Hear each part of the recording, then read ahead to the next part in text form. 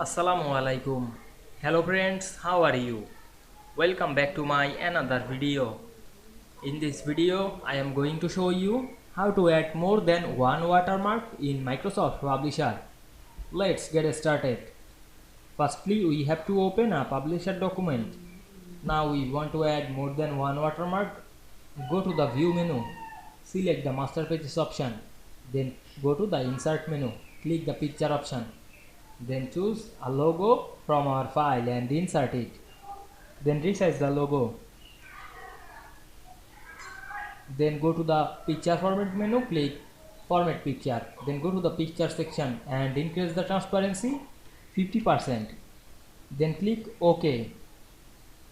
Then go back the insert menu, click draw text box option and draw a text box.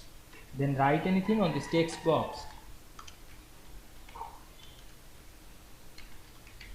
Then select the text, click and drag on our mouse and increase the size.